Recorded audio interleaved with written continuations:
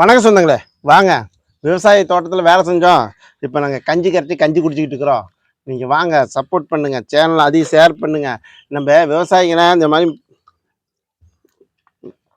பழைய சோறு தான் குடிக்கிறோம். நம்ம சேனலுக்கு சப்போர்ட் பண்ண மாட்டேங்கிறேன், ஷேர் பண்ண மாட்டேங்கிறீங்க, அதிகம் பண்ண மாட்டேங்கிறேன். ஏதோ ஒரு லைட் ஒரு டான்ஸ் ஆடி போட்டாங்கன்னு வச்சுக்கோங்க, போகிறீங்க 1,00,000 லைட்டு. விவசாயி பாரு இவ்வளோ சிரமப்பட்டு நாங்கள் இருக்கிறோம். இப்போ தான் தோட்டத்து வேலை முடித்தோம், காட்டு வேலை தான் முடிச்சுட்டு இருக்கிறோம். ஒரு லைட் பண்ண மாட்டேங்கிறீங்க சொந்தங்களா. நீங்கள் என்ன விவசாயம்னா உங்களுக்கு எப்படி இருக்குமோ தெரியல. விவசாயம் இல்லைன்னா நம்ம வயிற்றுக்கு சோறு இல்லை, அதை தெரிஞ்சுக்காங்க. விவசாயத்துக்கு முக்கியத்துவம் கொடுத்தா ஆகும். நீங்கள் இன்னைக்கு விவசாயம்லாம் எல்லாம் படிச்சுட்டு வெளியே நாடு அங்கே இங்கேயும் போக போக விவசாயம் அழிஞ்சு போயிட்டு இருக்குது. ஏன்னா விவசாயத்துக்கு ஊக்கத்தொகை கொடுங்க. வாங்க கண்ணுங்களே, வாங்க விவசாயத்துக்குள்ளே இறங்கினா தான் விவசாயி சேத்துல கால வச்சா தான் நம்ம சோத்துல கை வைக்க முடியும். விவசாய நிலமை பார்த்தியா, அப்படி தான் மண்ணிச்சட்டில் ஊற்றி வேலை செஞ்சு குடிச்சிட்டு இருக்கிறோம். நல்ல சோறு நம்ம சாப்பிட முடியறதில்ல. நம்ம காட்டுக்குள்ளேயும் கீட்டுக்குள்ளேயும் உட்காந்து இவன் மண்ணில் உட்காந்து சாப்பிட்டுட்டு இருக்கிறோம் பாருங்க.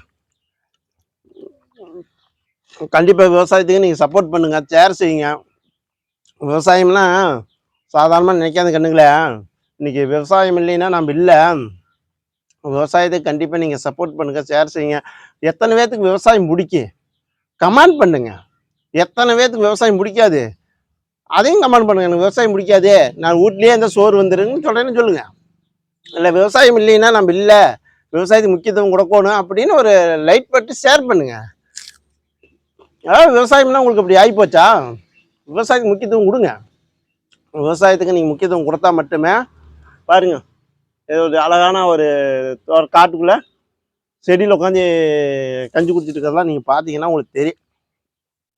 யார் சொந்தங்களே, நீங்கள் நினைக்கிறீங்க விவசாயம்னா கேவலம் பார்க்காதீங்க.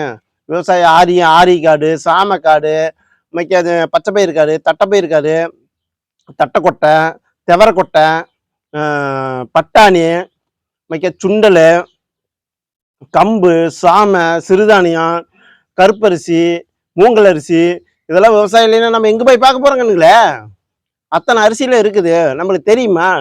நாம் இன்னைக்கு என்ன மேலே தூக்கி தூக்கி போடுறாங்க ரைஸு, அது மாதிரி கடையில் வாங்கி சாப்பிட்றோம். மேலே எதுக்காக கண்ணுங்களை தூக்கி போடுறாங்க தெரியுமா? வாங்கடா சாப்பிடுங்கடா சீக்கிரம் போய் சேருங்கடா அப்படின்னு தூக்கி போடுறாங்க. நம்மளுக்கு அது தெரியறதில்ல. நம்ம விவசாயம் பார்த்துட்டு கம்மஞ்சோறு பார்த்தா கிராக் பண்ணுறோம். மண்ணுச்சட்டி பாரு கண்ணுங்களே, மண்ணுச்சட்டி சாப்பிட்டா உடம்பு ஆரோக்கியமாக இருக்குது. மண்ணுச்சட்டியில் சாப்பிடுங்க.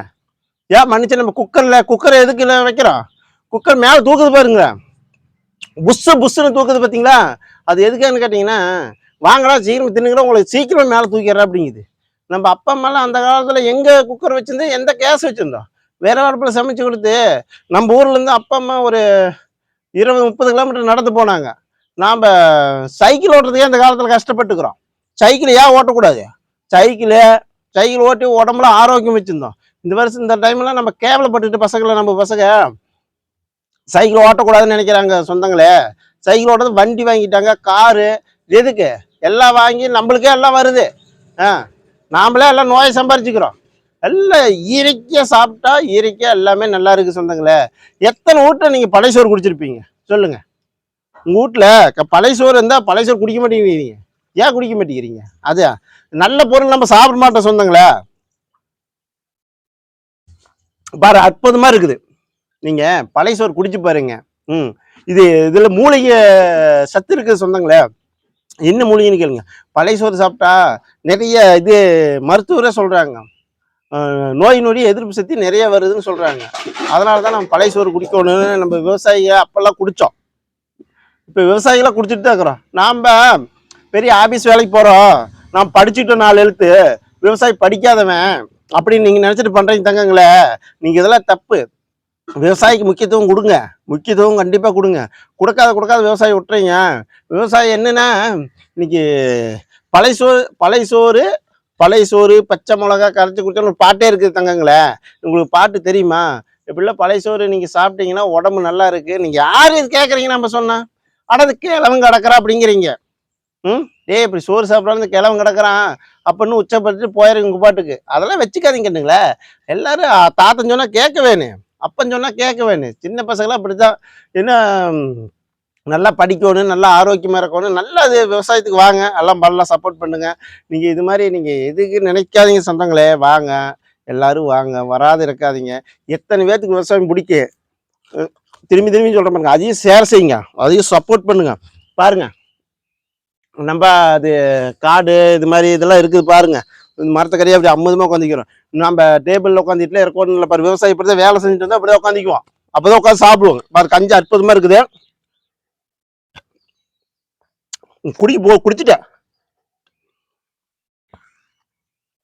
ம் சூப்பராக சொந்தங்களா. ம்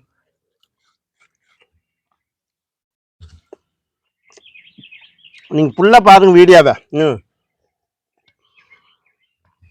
மேக்கப் பண்ணிட்டு டான்ஸ் ஆடுறதா லைட் போடுவீங்களா? சும்மா எங்களாட்டு விவசாயிலாம் பார்த்தீங்கன்னா லைட் போட மாட்டீங்களா? சப்போர்ட் பண்ண மாட்டீங்களா?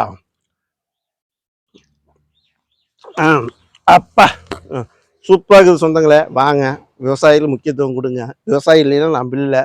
ரொம்ப நன்றி. வாங்க வாங்க வாங்க, மண்சட்டி பாரம்பரியம் பயன்படுத்துங்க. நன்றி சொந்தங்களே.